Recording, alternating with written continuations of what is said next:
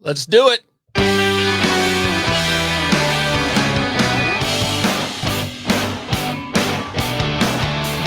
I'm back from cataract surgery. I got all sorts of floaters shooting all over my eyes right now, but might actually be able to read. Sit in the waiting room for 45 minutes, get dilated for another 45 minutes, and then a 3-minute procedure. That's okay. Hey, Jim. Hey, everyone. Got a special guest tonight. Wanted to talk about a couple things first.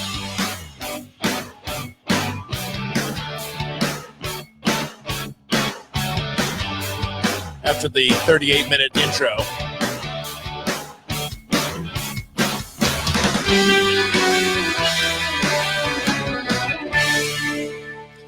All right.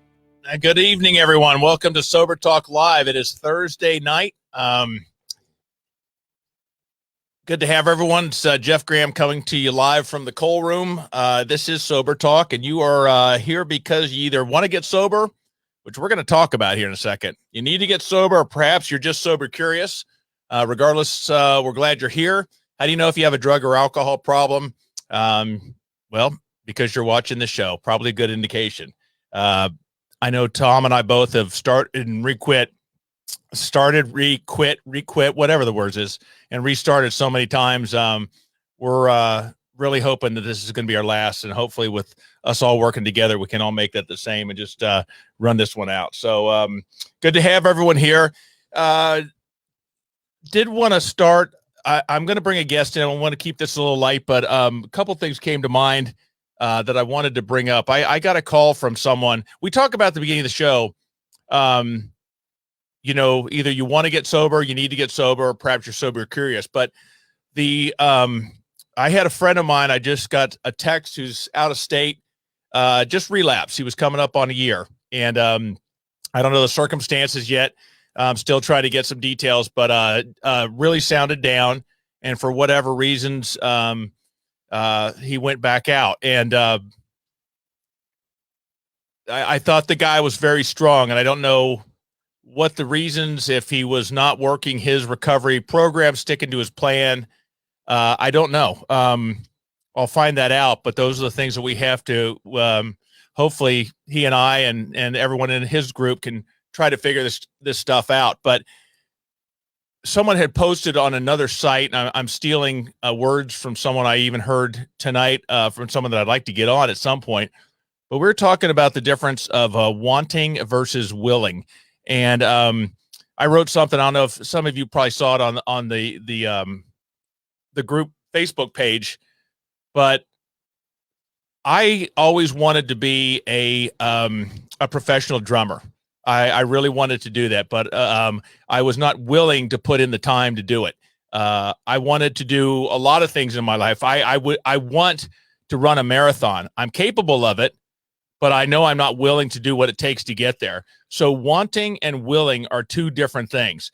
Wanting to do something isn't necessarily going to get you there unless you're willing. And I tie that into the sobriety, because I wanted to get sober for a long time. I knew I should. I wanted to be a better dad. I wanted to be a better husband, a better employee, better coach with the kids that I around. Wanted to be a better person.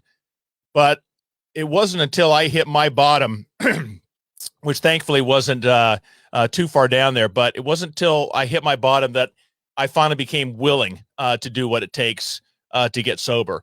And wanting doesn't cut it for me. I have to be the point where I'm saying, okay, the flag, excuse me, I'm waving the white flag.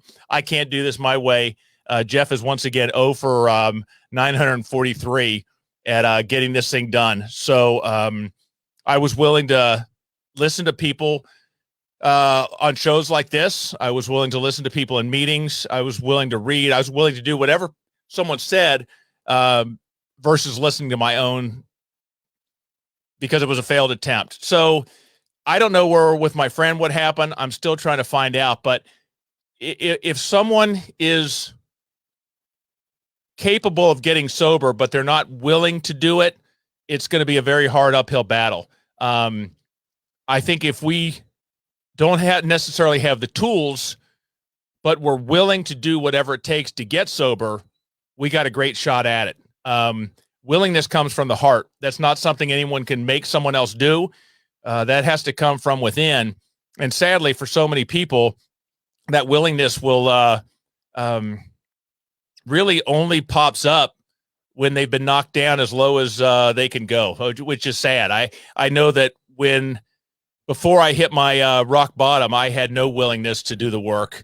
I wasn't there, and I wasn't at the point of desperation that I needed to be. But anyways, a gal quoted, she wrote something in today, and I'm hoping to give a guess. I'll just, but she put, willingness is where the person in recovery makes a choice to listen to someone else and demonstrate a willingness to consider doing something different than they would have chosen on their own.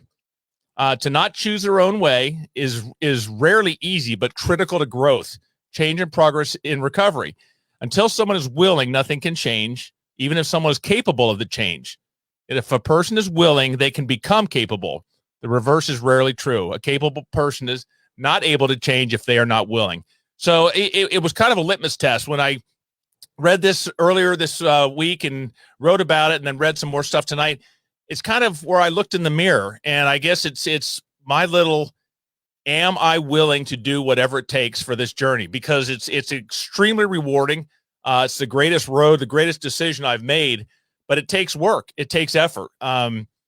It's well worth every bit of it, but I have to ask myself, looking in the mirror, am I willing to do what it takes to get there? Just wanting it isn't going to happen. So anyways, we're going to talk about that at another time. I just kind of wanted to, it really bummed me out when I heard this guy, because he was really strong in the program. And again, I don't know what's going on with it, but we'll get to that point. So I want to keep this a little lighter. I got a special guest on tonight that's going to tell his story. I don't really know the intricacies about it, but I'm going to bring this guy on, introduce him. Oh, hello. I can't hear you. Hey, Jeff. Well, good to see. What's going on here? Guess. Hey, I wanted to tell you, Tom, before we get started, the whole thing, why I asked you to come on here, someone had asked me what your story was. Yeah. And I said, well, he's a hopeless drunk. Hopeless drunk. Better looking than the other hopeless drunks, than most. Yeah, exactly. But I realized I don't know your story. And someone was asking, and we get people on all the time. And I thought maybe I know I'd like to know some of the details about it. But before we get into that, our Centos showed up today, and the new uniforms came in. So yeah. I want to show you real quick. Yeah. Take these off, but I did get the new uniform is in. It's we got that. So we're doing break carry on. I'm playing carry. So we're now when all else fails, it's Carrie's fault. There you go. Tom, why wasn't your sound system working the other night? Because Carrie. Okay. Up. Oh, I don't know, because she forgot to tell me that there's a slider, there's a volume button knob on the phone part. And she forgot to tell me. It's pathetic. It's Her just fault. pathetic. Yeah. My first time tuning in. This is behavior to have to expose. This is my first time tuning in. This behavior you have to expose. Gregory, I don't understand what that means. Huh. I did put in, Tom, at the bottom, just the sober cell, your number. So while we're on, I'm going to go ahead, and if anyone wants to text their name, phone number, if wants to be on the show, I'd like to get anyone that wants to grill Tom with some questions. But sure. I'm going to get things started, Tom. I kind of want to combine it with your comedy career, but when did you start drinking? At what age? When did it turn? And I'm jumping. I know this is a lot of questions for the whole thing, but how did it progress? When did it progress too bad? How did it all evolve to get you where you are now? I was very, very shy. It was in college. We went to Anaheim. I went to music school, and we got invited to go to this music thing in Anaheim, and was on top floor. They had an open bar, and apparently I was 18. Apparently I looked old enough, and I had a Tom. I didn't want even to order. I go, can I get a drink? And go, yeah. What do you want? I said, a drink. I didn't know the first time I had a drink, and I got a Tom Collins, and I remember drinking it, and I was the life of the party. I was shy my freshman year at University of Louisville. I was just, it gave me instant freedom of being shy and being, I was much more comfortable, not as self-conscious. And that's when I had and I didn't get too drunk. I think I ended up having 3 my first time, and they were pretty potent. And I definitely remember feeling it, and I felt great. And then from there, I came back home, and when school was out, started sneaking these California wine coolers. I got them because it's a California, and they reminded me of California, Anaheim, and sneaking a couple here and there. And then it I kind of chilled for a little bit, but I think around 20 is when it kicked in, where I was, my buddy Jim Clark and I, every night we're like, hey, you want to get some Busch beer? And we get Busch beer, not thinking anything of it because we're 20 years old, and we just started drinking beer all the time. And but I was always athletic. I would run. I would run mini marathons. Never ran a marathon, but ran the 13.5 miles or whatever. And I didn't think much of it. And then once I got, it was like, oh, he's drunk. He's 25, and it didn't kick in until I was like 20. I think I was at a party around 28.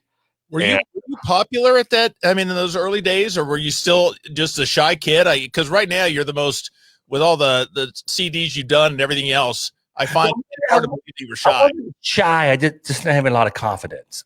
Shy may be the wrong word to use, but I remember it was a mind-altering state that I loved. And then I would get confident, and I would get flirty, and I would get, hey, what's going on? And then I would cross the line. I got too drunk.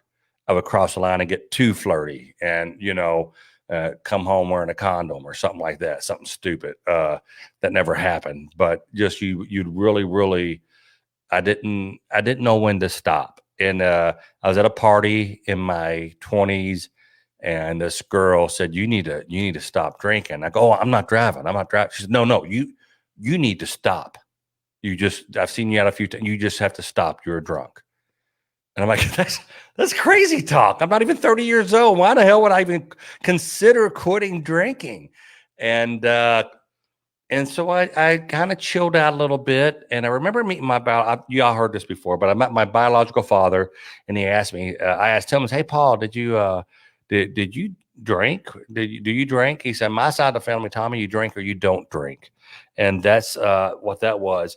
And I think the drinking really, really kicked in when I was real, and Carrie can vouch for this because Carrie has been there in my whole comedy career. When I started getting the free drinks at the club, and I already sold 1 million CDs. I was somewhat famous prior to doing stand-up, and I would drink to give me the false confidence to get on stage. And because I remember getting off stage, people go, "At least his CDs are funny." You can't practice comedy at home. You have to practice comedy in front of an audience. And I would, trying out new material, trying to find my voice, all that kind of thing. So that's comedy is when it really, really kicked in. That's when my checked liver light came on. That's when I start burning bridges at comedy clubs and things like that. Carrie, before she messed up all the audio and everything on the computers. Yes. We were talking about the challenges of being a comedian, and she and I don't even know the full, but she works in the comedy clubs and she said that, the bands would come into town and they had their bandmates. Mm-hmm. But she said the loneliest people she ever saw were the comedians because they were in there by themselves.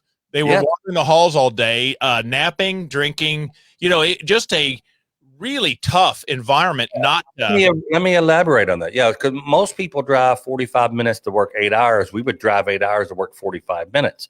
So we get bored in a hotel room. We get, we go to the local mall or whatever, and screw it, let's get some beer. And it's usually like I was always by myself. And I used to tour in bands. So I know when you had your bandmates, we go run, we find a local gym in whatever town we were at. But when you're by yourself, I remember going to a hotel. It was in St. Louis at a Funny Bone. And I remember going to this hotel, went there, once every year, where there was a comedy club inside the hotel. And I would go to the little gym they had in the hotel. And then around the third, fourth time, I just started going right to the bar. And it's funny how now that you bring that up, I remember going from, I used to go there, unpack my clothes, get my running shoes on, and go hit the gym in the hotel. And then, nope, it's the bar from there on out.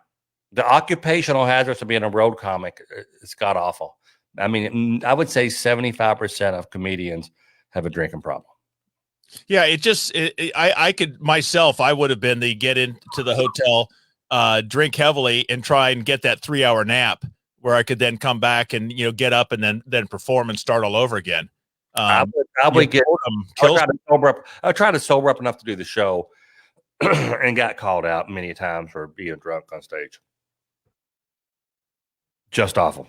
I'm sorry. Some iced tea went down weird. Oh, woo. It's Carrie's fault, just so you know. I love it. But yeah, man, and it's just, after a while, you start feeling like a piece of crap. And you feel like, you know what? I'm not, the family's hating that I'm drinking. The wife is not happy. I'm burning bridges with coworkers or, getting drunk and saying and doing the wrong thing. And you're like, oh, golly. I remember one time I was in a band and I was drinking. And I was doing something stupid on stage, and the guitarist came over to me. He said, if you're not embarrassed, if this doesn't embarrass you, I'm totally embarrassed. You are embarrassing the hell out of me. And I think I was doing something. So I think I was playing with my pants down around my ankles or something. I may have my underwear on, but just being goofy. We'd all do stuff like that. I kid you not. That's true. It was at Gerstl's in Louisville, Kentucky. And Jim Wilson. Yeah. So how long, with your career, did and I joke about your success, but you've had huge numbers. An extremely successful career, but was success bringing more drinking, or were there rougher times bringing more drinking? How did that affect it at all? Did it affect it? Yeah. Oh, geez. I mean, even the good times or the. No, I was miserable. I remember having people lined up around Harmony House in Detroit. And I remember I took Jim Dishman with me to this particular show. Doing radio at the Riff and then going to the Harmony House to sign CDs. And I was driving home and I'm depressed. And we were in a little promotional vehicle called the Revenge Mobile. It was a Volkswagen shaped like a phone. And I'm like, he's, where are you upset? That's not happy. He's like, F you, Tom. F you. Look at what you have. You're in People magazine this morning. They were selling, people were wrapped around the building I wasn't happy. I just wasn't happy, And we just got a text from a guy named Brent. He says, you nearly had 3 DUIs at different points. How did that make you feel? I guess I talked about that at one time. I thought I was fine, be honest. I've always gotten out. When I got pulled over by cops, I always got out of it because who I was, or they just didn't feel like, taking me to jail that night or something. Yeah, well, look at that works only so well. Look at Bruce Springsteen.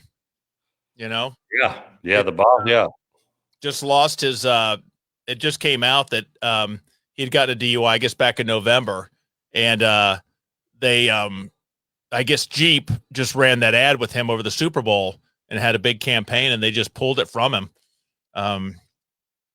So I guess, fame only gets you so far in those things. No, they say Michael Jordan, is one of the richest guys ever. And the most miserable guy to ever walk the face of the earth. And like, how can you be, and this is before his dad got murdered and things like that. Sometimes we're just not happy. We're just, we're always looking for something better just across the fence, thinking the grass is going to be greener over there. And, sometimes you got to be somewhere else just to be happy. And finally one day you get sober, you start working the steps and you go, hey, heaven is where you stand. This is where I'm at right now. And that's a Jim Dishman song called Heaven's Where You Stand. And that's the guy who said, F you, Tom. And he may have written that song because I was never happy. And he's one of my best friends.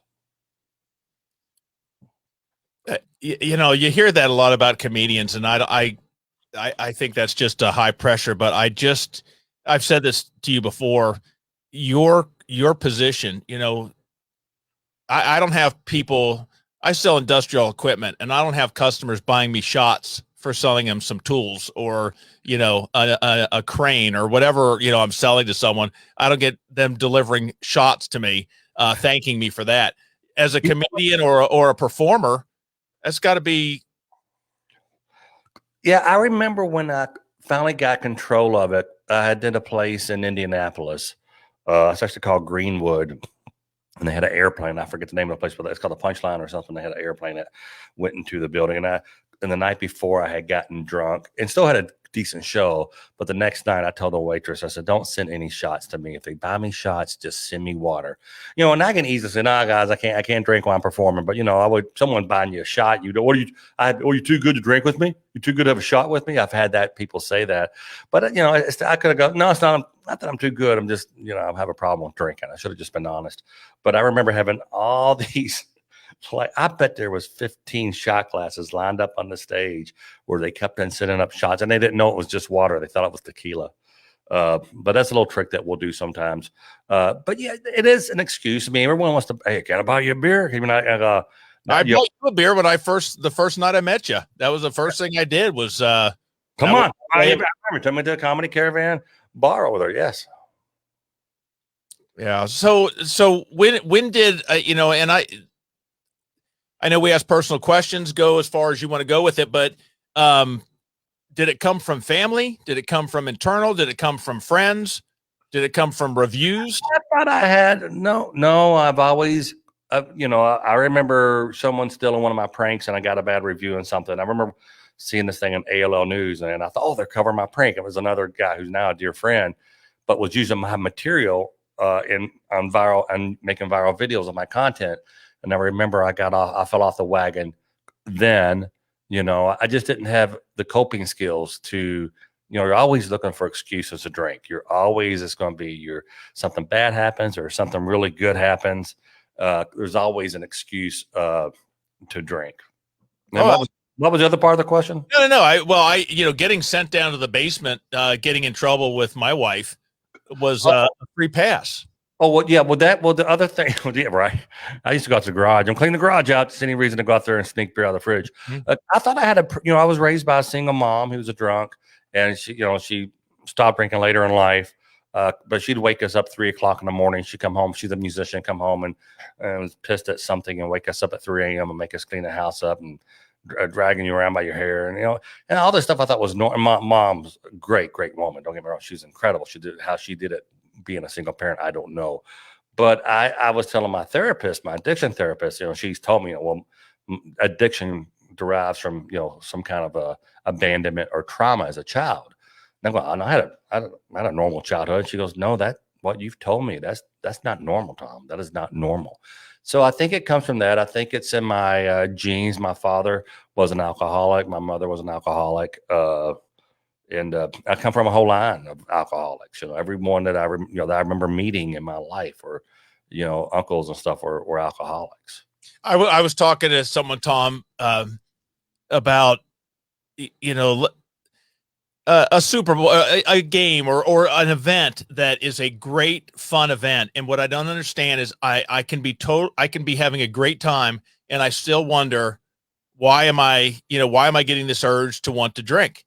If I know where it's going to go, I know, why is that romanticizing of alcohol keep coming into my mind?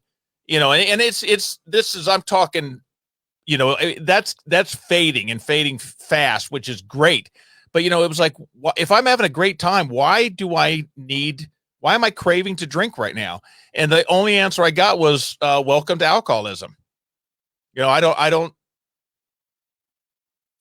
can't hear you right now. You hit something. I did. My fat face hit something. You know what? The thing that pisses me off about is taking so long to do it right. Because you and I have both been. You were a dry drunk for 9 years. I was dry drunk for 2 years, and it really, really. I see my sponsor on here is James Sweezy. And it just, it sucks that I'm this old and just now learning to live life and be happy. And Yep. it's just, I mean, I'm going to make the most of it, but God, I wish it would have taken when I was, I get these every night. And by the way, we do have the sober cell up. If you want to text us, 502-396-8374. That's 502-396-8374. Text us and Jeff and I will call you, or Jeff will call you. I'll join in and whatever. But, I every night I talked, it's amazing. Last night after the show, I do the Wednesday night show. I talked to 3 different people after the show about getting them help, and they were ready to, looking at facilities in their neck of the woods, facilities in my neck of the woods, just whatever, and you got to be ready. And it's the 3, the one that ended up going was the one who I didn't really think would end up going, and the other 2 won't return a text, so, which is fine. You have to be ready to do it. But if you are flirting with getting sober and getting help from people who know what they're talking about, don't put it off. Just do it. Come on, you got to believe in your sobriety. You got, I said last night, I said, look, if you don't love your family enough to get sober, I don't, so why in the hell should I keep on pushing you for it? Well, I think everyone is starting to realize or understand that this disease is progressive. It does continue to get worse and worse as we get older. Mm-hmm. My drinking, the bad continued, my compulsion increased. It was progressive. And I guess I want to just think, do you really think that the progression is going to stop today? If you keep drinking, it's not going to get worse, because it gets worse. It's going to continue to go in the direction. It's not going to suddenly not get any worse after today. It's a progressive disease. Let me ask you this, Jeff. A scholar in the comments just says, I want to quit. How better do you feel now? How better do you feel, Jeff, that you quit drinking? There's so many different things, Skylar. There's the physical side. Sleeping better, energy better. I was crippled with anxiety, and I've done a lot of research on anxiety. There's a lot of books about it, and everything I'm pointing to, alcohol fuels it. Now, I use alcohol to numb it, which it's the best medicine out there for the very short term of numbing it. But what it does is when that alcohol wears off or evaporates out of my system, it is just throwing fuel on the anxiety. For me, and I think this is across the board, for the majority, anxiety is fueled by alcohol, and just that part of it alone. I'm not talking the I don't have to, the worries, the hiding, the lying, the backtracking, the trying to remember, the fears of driving and worrying about DUIs. What did I do? What did I say? Yeah. That's all those things. It's gone. There's not enough time to tell you all the good things that come from it. Well, here's what the good thing that happens with me. I know if I have a bad show, it's not because I was drunk. It's because I just didn't get the crowd. They didn't get me. I never really got them. I never reeled them in. And that happens a lot, correct? 98% of the time, which is great. A lot of people complain about the COVID, people not going out, but I mean, actually, I'm having more people come out now than bad joke. But I also feel better physically. I feel better. I'm gaining a little weight now, but I had that puffiness, that what Bev calls the booze bloat, and that's gone away quite a bit. And the money I'm saving $700 to $1,000 a month, and that's really, really cool. I found this today. We're talking about the money, and I used to coach. I coached all my kids. So it was like, how much are you saving not drinking? Well, when I was coaching the kids, I had to have my survival guide because I was always drinking out there. So if you saw Coach Graham with Altoids, not cheap, beef jerky, that was a big one to have while you're out coaching on the field to hide your breath, and almonds, peanuts, whatever. If you saw me with beef jerky, corn nuts, peanuts, almonds, and Altoids, really good indication that Coach Graham is drinking while coaching your kid. And this is why I'm more brilliant than you. If you saw me, if I had beer breath, I had I had a what's it called? What's the near beer called? Old Duels. I had the Old Duels poured out and poured regular beer in it. So I went painstakingly through the process of pouring the Old Duels out and pouring beer. Come home, so my wife sees me. If she smells the breath, yeah, I've been drinking Old Duels at the office or whatever. So screw the Altoids and the beef jerky. Oh, it was. You're an amateur. And another great thing, I took my son to see Guns N' Roses a couple of years ago. And the last time I'd been at areas, look how pretty she's gorgeous. I think she was the opening act for Guns N' Roses. She was. we had the last time I had seen them 20 some years before, back in '87. I was tanked and Slash was tanked. Well, now I see him, a few years later. He was sober, I was sober, but I can watch a concert without having to do the excuse me, and have to go to the bathroom 38 times through the show. Ah, yes, yeah. Or you run out of beer, you having to get 3 so you don't run out. But there's a ton of benefits from it. Someone just put, Rick Green said, I started to get bad panic attacks while hungover towards the end of my drinking.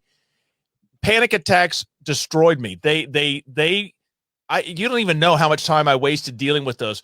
Rick, when I quit drinking, they were almost gone within a week. It was unbelievable. I tried to drink those away for 30 some years, and all I was doing was bringing them on even more. So that was massive. But yeah, there's so many different benefits of it. The money one thing. I remember, Tom, looking in the mirrors Monday morning and just seeing what my face looked like, staring at myself and seeing the lines on my face, the Aerosmith tune. The eyes were red, the puffiness that you're talking about, the redness. Oh yeah. Sweating while taking a shower.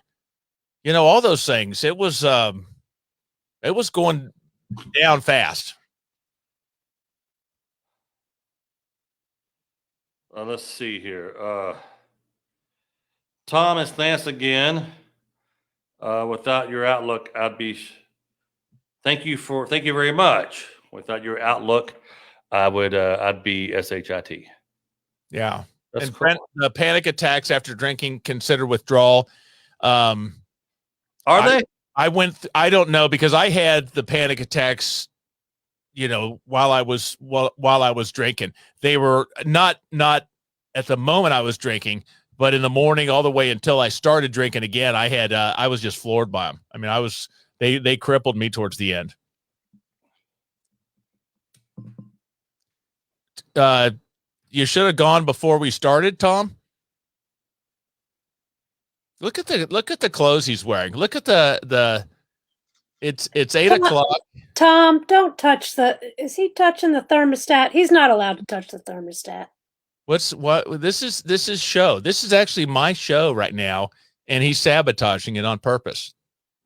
So I guess we could just we could imitate a Tom Mabe concert and just be silent and just have dead air.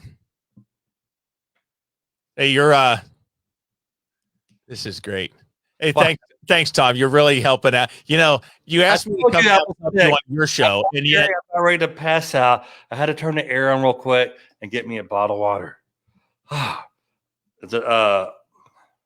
Everyone's talking about your fancy pants. How nice you look. Tom, can a stupid person help you? That's Lance again. What does that mean? A stupid person? Lance, are you offering help? You see what I did there, Lance? Can a stupid anyone can help you if you're trying to quit drinking, brother. There's Amber Reynolds. But yes, and the one thing is that since I quit drinking, I don't care what kind of pants I wear. I will mix the plaids. Just don't care anymore. Do you have a set outfit that you wear for your shows these days, or? Yes, mainly. Well, I'm down here on Hilton Head, and I didn't bring a lot. I just brought my gear because I didn't want to check a bag, and all my clothes down here, like shorts, and it's not like 80 down here. It's in the 60s. So, anywho, are you doing performing down there? No, I usually do though. There is the Comedy and Magic Cabaret here on the island, a great club that I usually when I'm in town I do. But he was closed this time. I've been down here for 2 weeks, and he's been closed for the past 2 weeks because of COVID. So let's go back and get serious again. When and I asked this before, but your ability to keep a thought in your head for more than 3 seconds waned again. But what did family? You know, we're trying to help people here, Tom. You said let's get serious. How to bring Carrie on with her little purple hair and stars. He's got do the nose, Carrie. Do the one with the nose. Okay. But no, hey Tom, Yes. did your family come up to you at all? Did you get pressure from the kids? My daughter said, I want you to be able to walk me down the aisle. And my son kept saying, Dad, are you going to be okay? Are you going to be okay? Dad, are you going to be okay? Well, wow, what's wrong, Joe? You're drinking a lot. I go, oh, I'm fine, buddy. And my wife was like, my wife had checked out. She was just waiting for the daughter to go off to college and leave me. Well, we were choosing it over them. What now? I chose beer over my family. Yeah. I loved, that's the thing. And people watching, don't wait till you're my age or Jeff's age, in your late 30s to stop. No, I'm serious. Don't wait till you're middle age to stop. I have wasted a lot of my kids' life being drunk. And my wife, she love the alcohol more than me and the kids. I'm like, yeah, I never said that. Yeah, that is such a tough one. Because I would say, no, of course not. You're saying I love beer more than my wife and kids. And yet, what choice did I make on my way heading home? It's here. Can we read this comment? Churrito Ray says, the saddest part of this, the saddest part is that my ex-husband is the most amazing person, so loving and affectionate and incredibly fun and funny to be around and spend time with until the drinks took him away one by one, until it was no longer any signs of human. Alcohol was killing him and breaking our hearts over and over again. Wow. That sounds like my wife wrote that. Yeah. I think, my wife had said, it's not, I still love you, but I don't love how you are when you're drinking. Yeah. My wife had checked out. She said, I'm not, and when I would quit and then I would start easing my weight, like I quit for 3 months and she'd find a beer can or something. She said, I'm not going back there, Tommy. I'm not going back there. No. And that's, and let's see here. We were, they talk about relapsing, and I'm fortunate because my family have all but said, we love you, Dad, but if you start again, if you go back, just don't bother coming home, because we don't want to live that way anymore. It's not fair to her. It's not fair to the kids. It's not just me that I'm hurting, it's other people. And I kind of like that, because I don't know if I've got a second chance with them. No. And will it really be a second chance? Would it be like your 9th or 10th chance? Yeah. And it's, I know that the last time when I would say, I'm sorry, and, I'm not going to do that again, that's when it was, I don't even want to hear the words, Dad. I've heard them before. Those don't, it's action at this point. Words mean nothing. Because how many times have we said, I'm sorry, it'll be different, I'll stop on Monday. I mean, I lied to myself just as much as them. Yeah. And you got to get those, you got to get those sober days under your belt. Everyone's like, okay, how did you quit? How did you quit? How do you do it? How do you do it? First of all, you got to go to your doctor. You got to get help. You can die from quitting drinking. You cannot do this on your own, especially some of the people who, who drink, like a bottle of vodka a day or something. That's you have more alcoholic cells than non-alcoholic cells. And you try to quit and your body's going to react and you could die. But you just have to do it. And eventually people just keep on putting it off and putting it off. And I put it off for so many years, doing it the right way. Finally, I went to my doctor. Then I got a therapist, worked with James Sweezy. It's just, you have to do it. You have to do it. And I talked to these people that I lost both my daughters, and I'm going to get fired. I'm not going to get as soon as they drug test me or and okay, well, what's keeping you from doing it? Do they think it's going to be hard? Do they think they're going to miss it? First of all, if you go to rehab, it's not going to be hard. They give you medicine. Jeff, did you have a hard time getting off of it? No, it was great because of the place I was in and how they have the medical component that weaned you off, and you didn't feel it, but you're drugged up while you were trying to, and that's a temporary pill. One guy told me the other night, well, you're just trading a pill for alcohol. No, the pill is not. You're not going to have anesthesia for surgery is just to get you through the pain while you're going through the surgery. It's not I like that. You say anesthesia for surgery is just to get you through the pain. Yeah, wow, that's great. The people ask me how do you do it? I got to do it. How do you do it? And there's. If you're going to change furnace filters and you don't know how to do it, go to YouTube. That you can find instructions how to do anything. If you're looking for how to do day one, I guarantee if you Google, tips for quitting alcohol, there's 9,000 on there. You just got to get a plan. You got to figure out and get something on paper of what you're going to do, get your accountability, talk to people. But the recipes for success are out there. And it's just like, fixing something on your car. There are YouTube videos how to do just about anything, including brain surgery out there.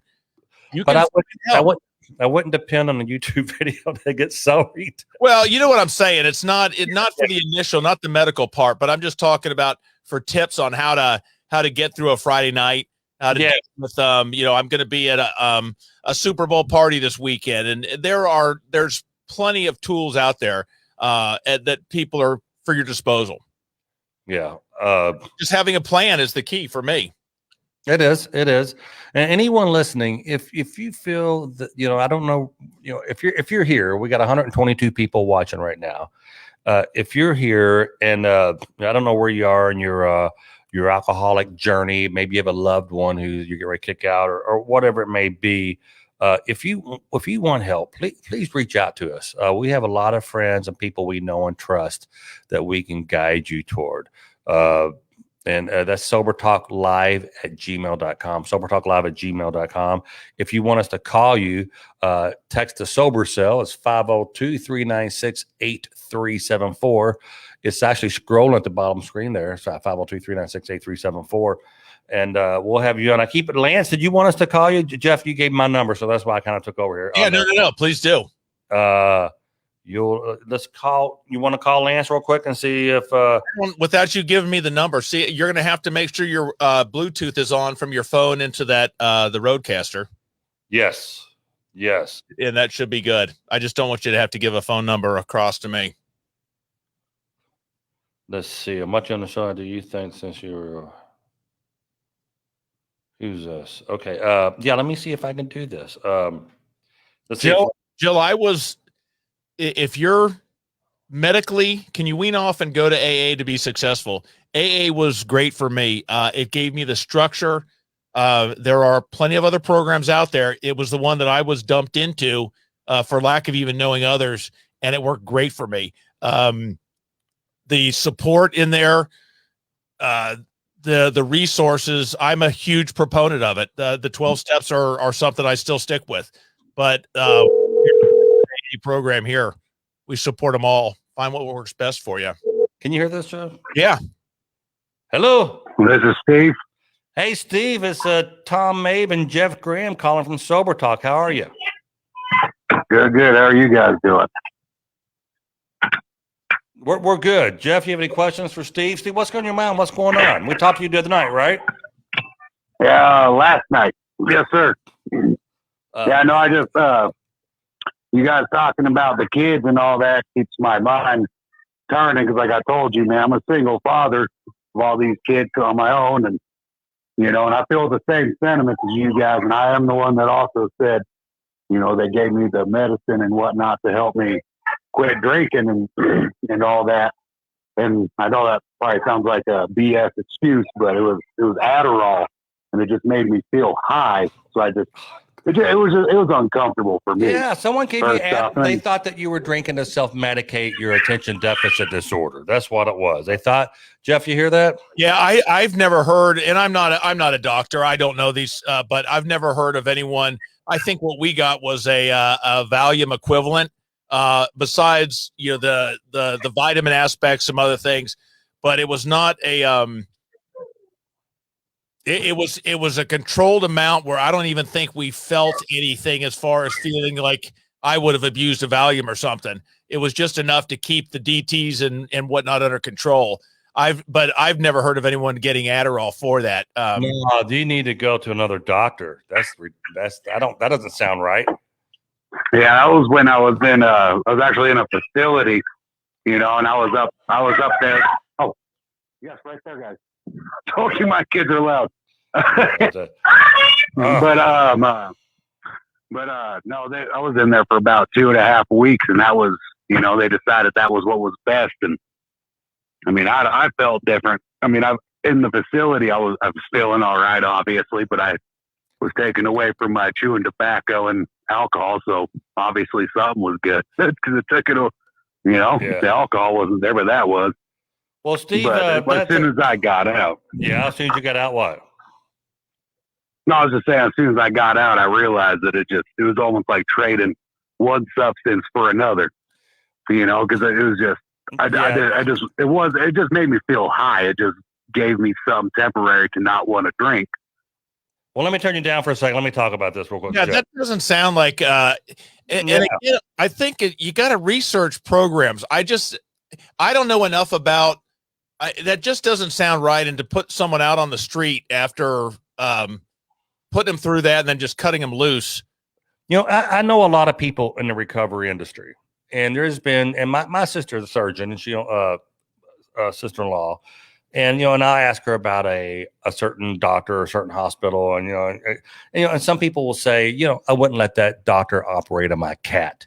And there's treatment facilities out there too, and that's why I got upset last night when somebody was posting some treatment facility I've never heard of on our wall. I'm like, people start coming, and they might have been good, but I don't know anything about that facility, and I know people when they start pushing kratom, whatever that is, and stuff. I don't know. I can't represent. I can't say that kratom's good or that facility's good, but it sounds like Steve, it sounds like you got a bad facility. I never heard of that.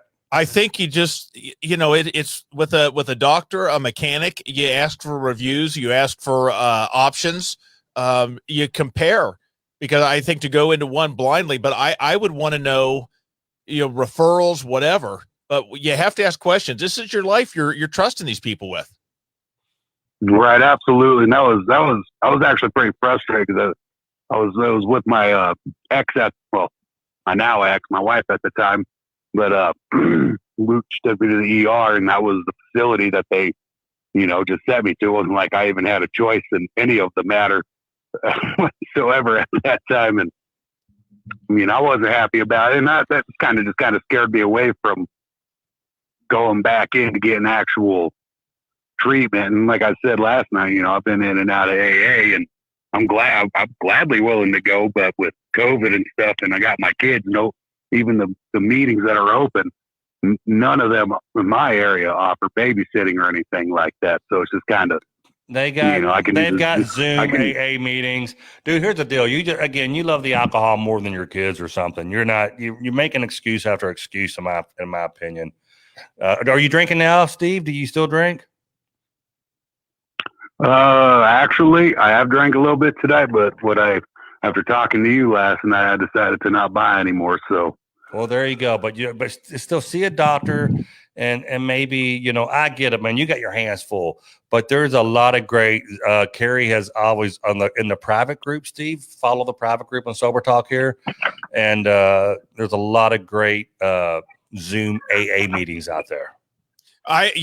Steve, for when I was in that new position, I knew what I was doing tonight.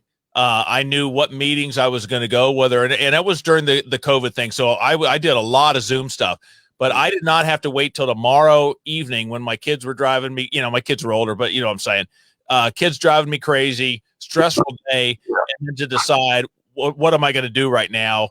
Because at that point, my nerves are shot. And I had to have a schedule. I had to know at 4:30, I'm going to be on this meeting. At 7, there's another meeting. In between that, I'm going to feed my kids or do whatever. After that, I'm going to, I had to have a schedule and a plan, and I had to have accountability. I had to call someone like a Tom Mabe that was in the program and say, hey, Tom, are you going to be on tomorrow night? Yeah, I'm okay. I'm going to be on at 5 o'clock. I'll see you then. It gave me accountability because if, I've got a friend then that's going to go, hey, where the hell were you? I was on, It's like a workout partner. You had a workout partner, and you got to have it's proven that if you learn with a group and you have people holding you accountable, that's the whole reason I came up with Sober Talk, is because at the time I didn't know about the Zoom AA meetings and I couldn't get to an AA meeting and that's when I'm just gonna go online and talk about being a drunk. And now all these people will, I'll check on them, they'll check on me.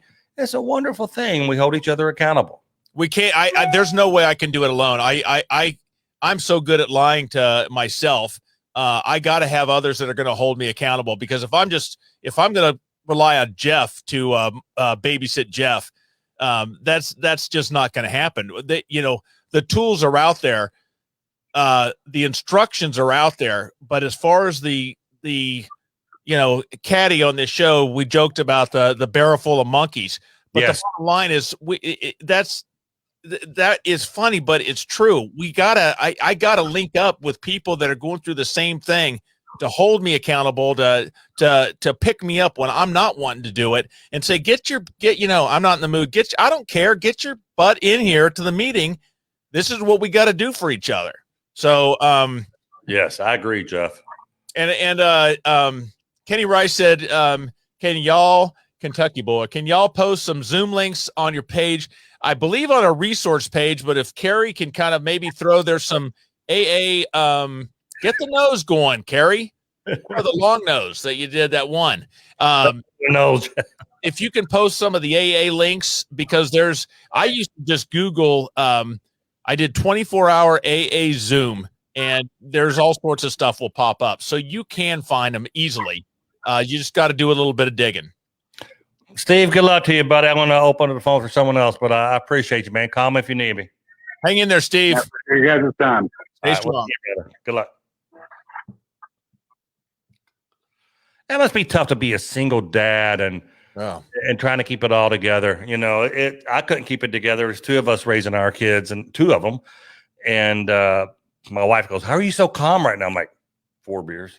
So, I was, self-medicate, anything to numb it, anything not to participate in life. And that's one thing I feel very good about my program. But when I look at the single father that's raising young kids with all the headaches, my load is light compared to what some people carry. So my hat's off if you're getting through that.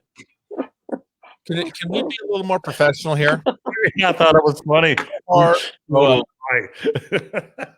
Yeah, Carrie's the adults of the group. Woo!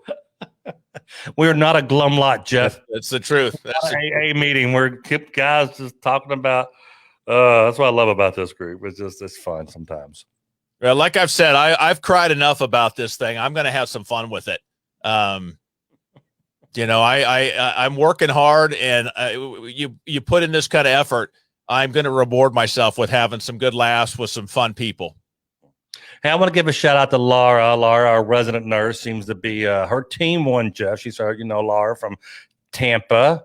She's works in the ER there, and she's been going through some things. So Laura, I hope all that is going well. And but her team won, and I came to her town. That's great. That's great. Elizabeth just posted, it's hard out there for single parents. Yeah, it's Elizabeth, your wife says that? Yeah, exactly. Yeah. No, a different one. Irony. She was close to being a single parent many times. She almost chose that route. Oh no, geez, right? Well, you know what? She was a single parent because I was out in the garage while she was in taking care of the babies. I was out in the garage watching TV and just pounding beer all night. I might as well have been might as well have been a single parent.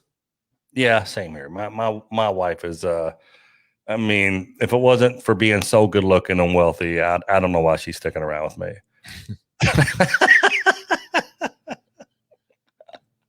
Oh God, guys are gonna It ain't for your gas cards, I'll tell you that. Because but if anyone want to sneak in a quick call, give us text us your phone number and your name to 502-396-8374.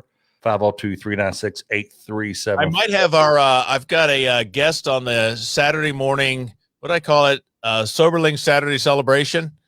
Sober Celebrate. I don't know. But the Saturday morning show, I've got a guest. I think your Saturday morning parade, whatever the hell you call it, I think simplify that. Anyways, I got a guest, could be our furthest away guest from Hungary that's going to be on. So, see, this is what I have to work with, you guys, just so you know. When he asked me to come down to his show and help him on his. Look, the Barbie talks even. I'm talking. Oh, that's great. That's the Barbie doll's my sponsor. Sorry, James Weeks, I got new sponsors. Barbie. Wouldn't it be? Sorry, Jeff. I'm sorry. Go ahead.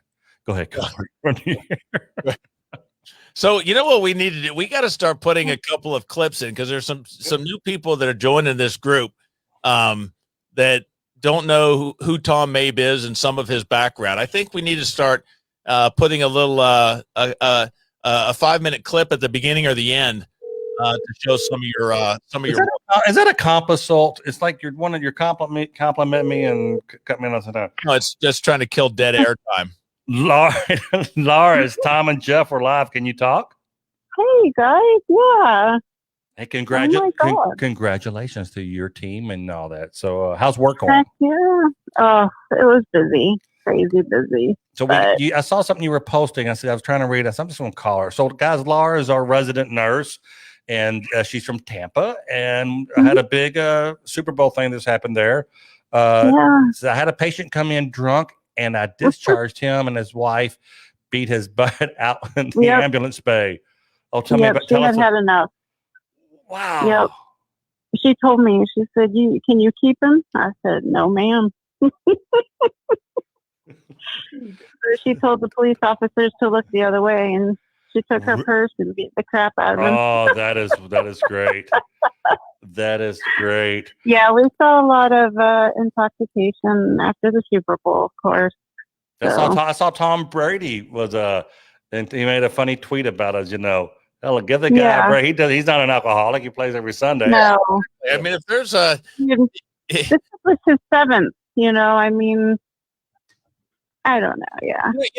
There are some in recovery that will bash alcohol as it is a complete destroyer of my life.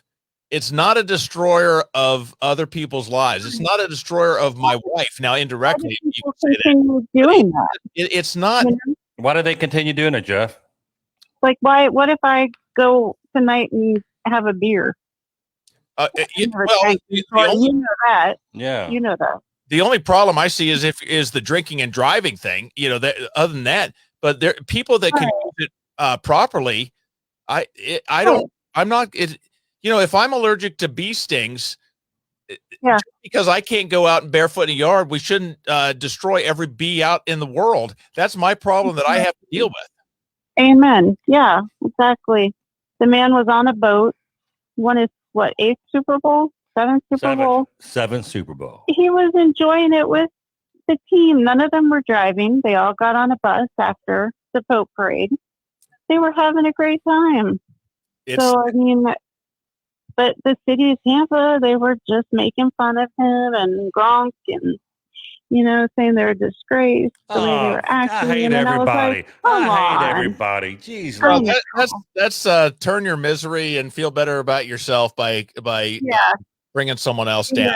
Exactly. If I could drink like that, I wish I could win 7 Super Bowls and have it go out on a boat and have some shots. Yeah, I would love, I hate to say this, I would love to be able to go out with and have a couple of beers with some people. It doesn't work for me. If I have a couple of beers, my wife can then go home and be totally normal. I have a couple beers, my system, boom, it's over for me. I don't stop there. It reacts in my system differently than it does. So I cannot drink that stuff. Right. And Tom Brady is not a big drinker. He's really big into holistic foods and diets and, nutrition.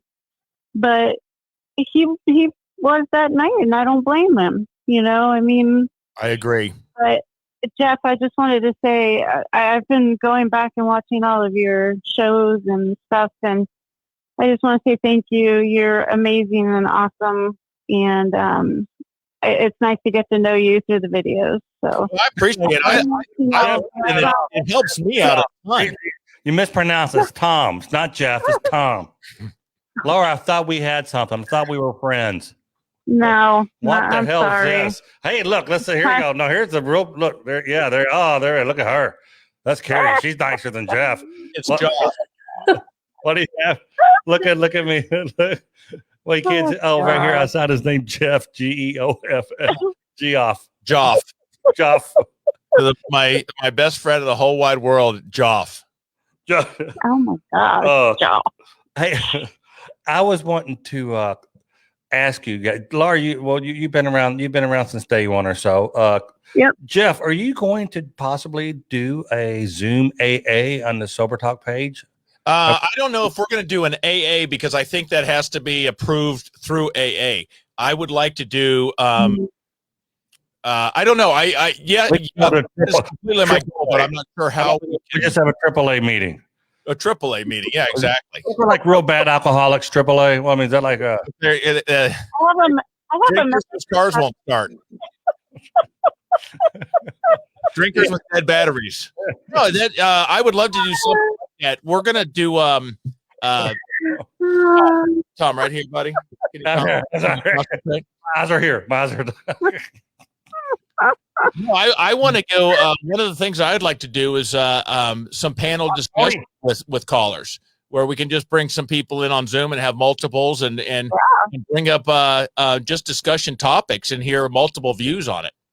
Let's have Carl or Brian Biggerstaff look into the Zoom for Sober Talk, the actual AA meeting, Zoom AA. We get so many people asking about it. It'd be nice to go ahead. I wanted to run something by you really quick. The IT guy that works in my department, they know what I'm doing with you guys, and they said they could set up a HIPAA private link for me. Like if you ever want to put me on Zoom. Yeah. And if anybody wants to talk, it'll be 100% HIPAA. So nothing's out in the airwaves or anything. So he said he would set it all up in my office if, that's something that you want to do.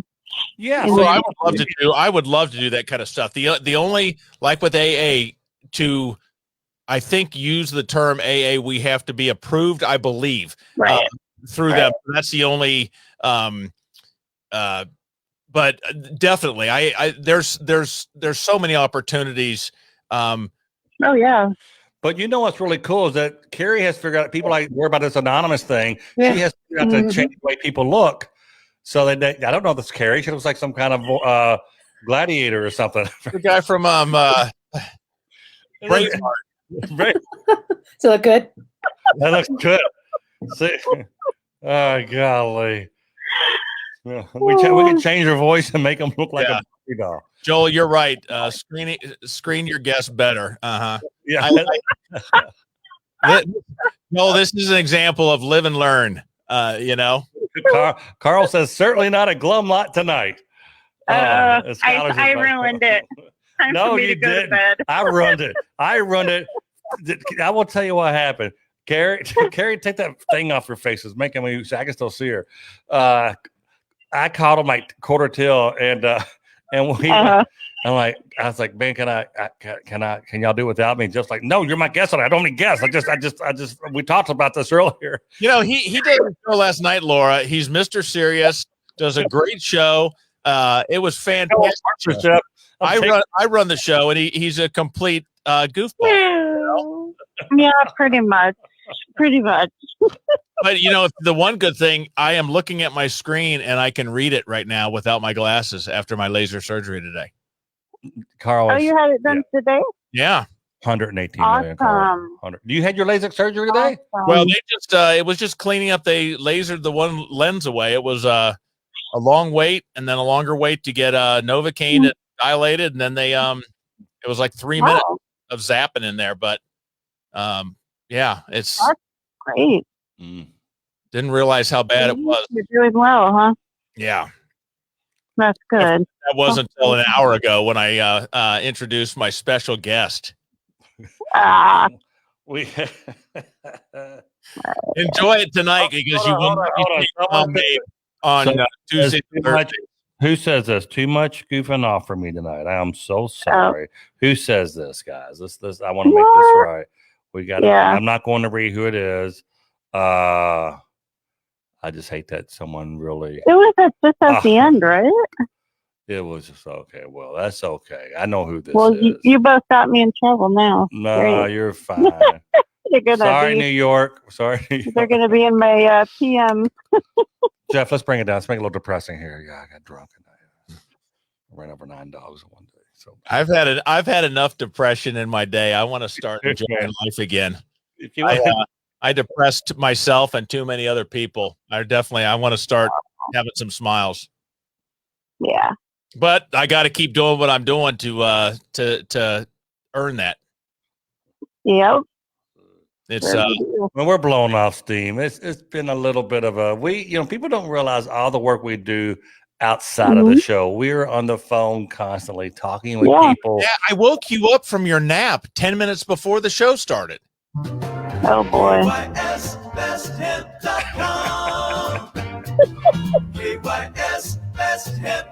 He did this the other day and it was in my head for I think about 7 hours. Oh my God. It feels good to cut loose a little bit. But look, if you I'm just glad there's not someone like telling us a god awful story right now. We're cutting up like this. Let's see what does Brian Biggerstaff say. Brian says, Tom, me and you talked about this. You got to laugh. That's okay. Laura, good hearing your voice. I'll call Brian real quick, all right? All right. All right, bye. Bye, guys. Bye-bye. Hey, Siri. Fat, drunk, and stupid is no way to go through life, son. Calling Brian Biggerstaff.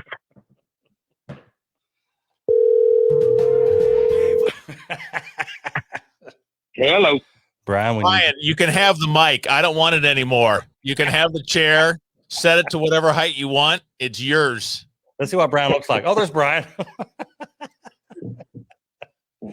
Brian, are we offending you as well? We have may have Jacob Dakota says Tom should do a bit and call a bourbon distillery. Oh, we could call some prank phone calls right now. Let's do it. No, not at all. Not at all. Brian, so how you been? Hello. Carrie, get off the screen. Tag on it. We've already ran somebody off. It's all about Carrie. Listen at her. Yeah. She'd go over it and grab her. Yeah.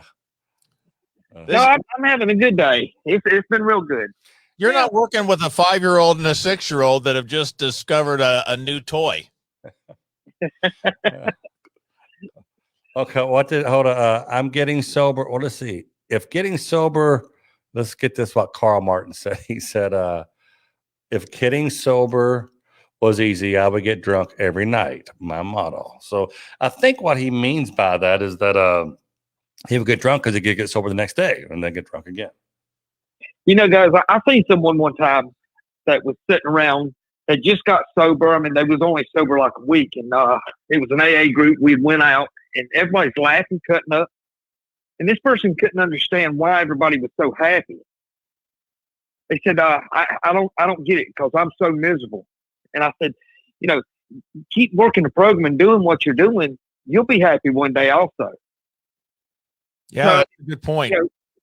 I wasn't my first week. I was scared. I was angry. I was resentful. I was losing a friend that had been with me for 30 years. Yeah, you mourning the loss of a best friend. Yeah, it's true. It was that first time is not, but then you realize what that friend really was like, what that friend was about. And I'm happy to not have him in the house anymore. Well, I mean, you find happiness in other places working this program.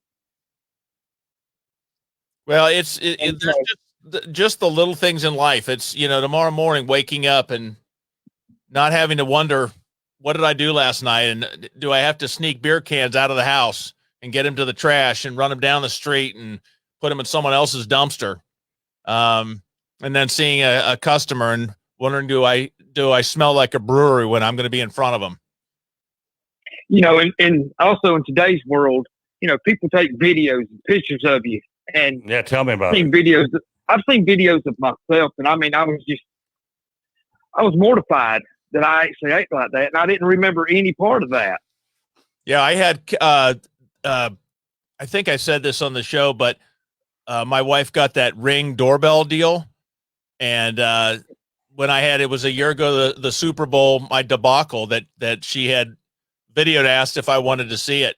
She said it wasn't a real pretty walk that I was doing outside, and I'm glad she has it, but I never want to see it. Makes me sick to my stomach to even know, but yeah, I got a video out there like that too. It's about 30 minutes worth of video of me on stage. Hey, Brian, I got to call someone real quick. Good to hear your voice, brother. Okay, don't forget to send me my shirt. Again, if it's too big, we can take it back. Cold water. Just wrong. Brian, this is don't go with, this is Tom, not me. I'm innocent. You're just a hater because my shirt's a lot cooler than the one you had made. Yeah. Again, if this is too all right, Brian, we'll see you. Y'all have a good night. It was fun.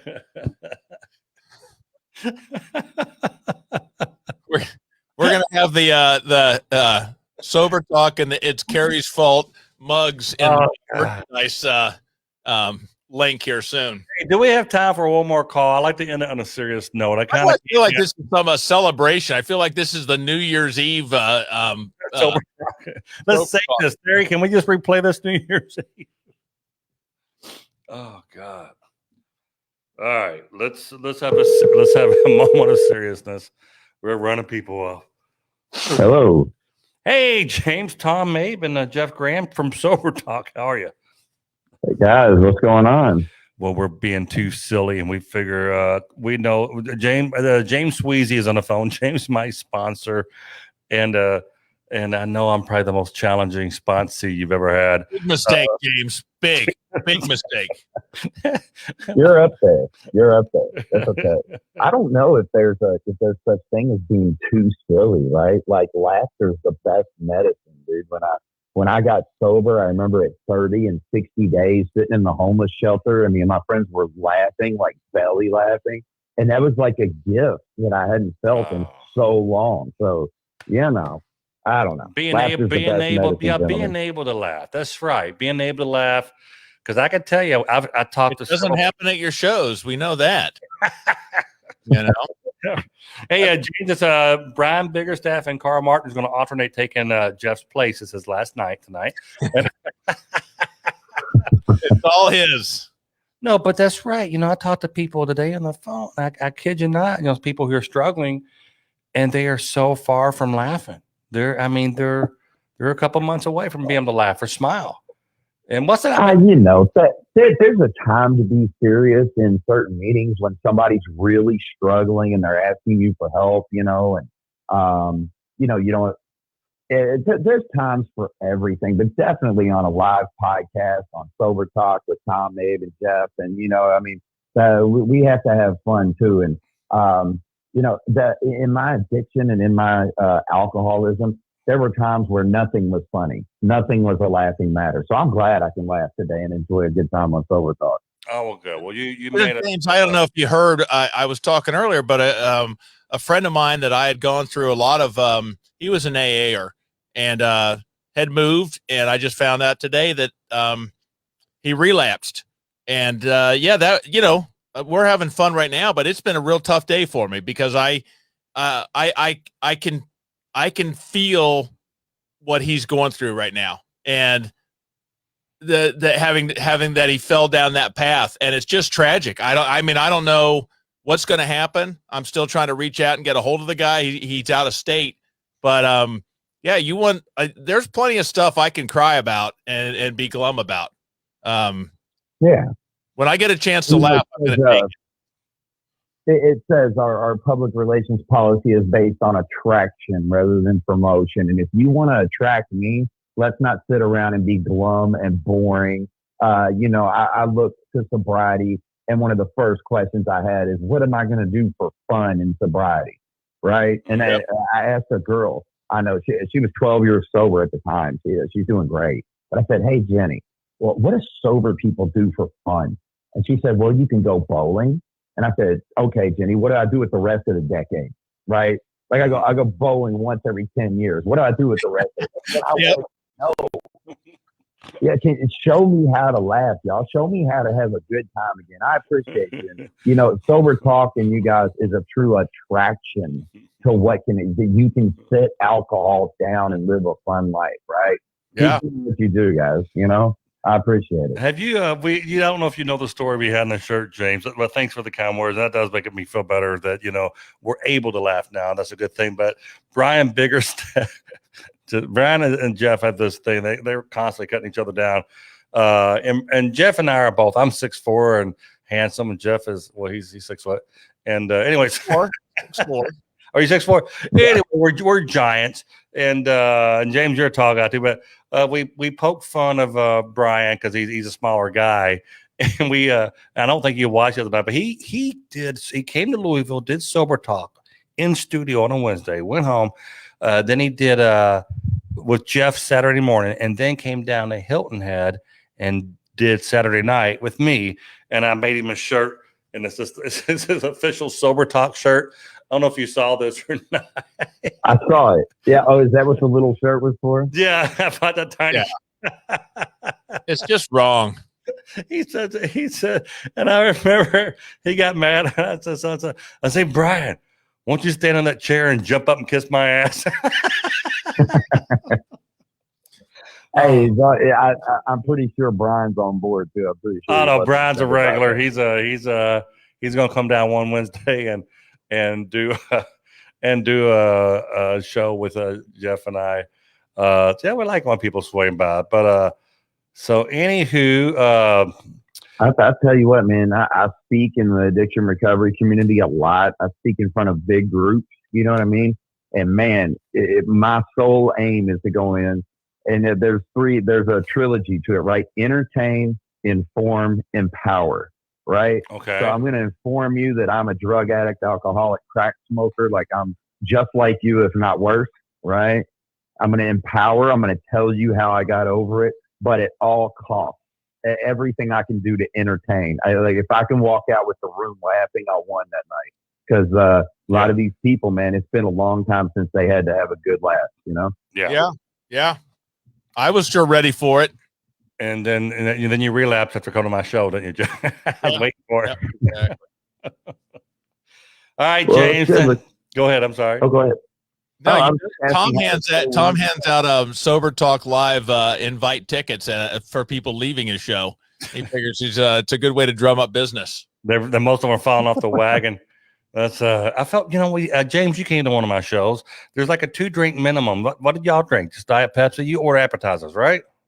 Yeah, we had appetizers. I always warn ahead of time that I tip very well, so the server won't give me any crap. But we order a couple Pepsis, a couple appetizers, and then I just you let the server know, hey man, I'm a good tipper, I promise you. And then they kind of don't harass you about it.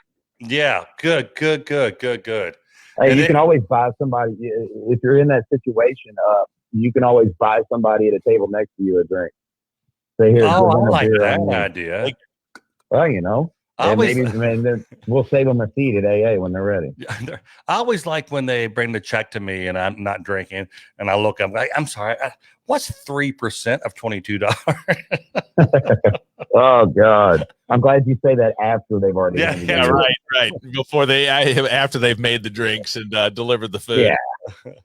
All right. Well, thanks, James. All right, guys. Have a good night. Take care, James.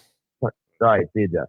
All right, Tom. I'm out of here. We're All way right. over, and hey, can I give a shout out to our sponsor who so one day will give you some gas money. They give it to me. I keep on forgetting to give you, Jeff. That's all. Mhm. But if you, we do have a sponsor, and it is KYS best.com. Sherry. If you use CBD, Kentucky's Best Hemp is sponsoring the show. And if you go to their website, kysbesthemp.com, and use promo code 30, you will get 30% off of that purchase. And if you have a problem remembering the website, kysbesthemp.com, here you go. kysbesthemp.com. kysbesthemp.com.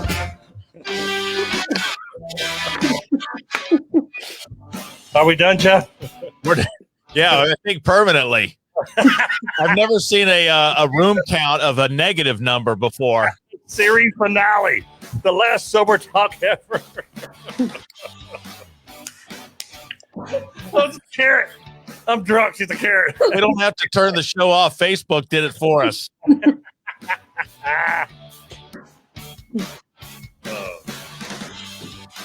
I'll be Tom. You got tomorrow night, and I'll be back on Saturday morning at 8. Remember, we talked about maybe me doing Saturday because I got dinner dates. We'll talk about it tomorrow. We'll figure it out. Okay. All right. Thanks, brother. We'll see ya. Take care. Harry, you know how to end this? Sure.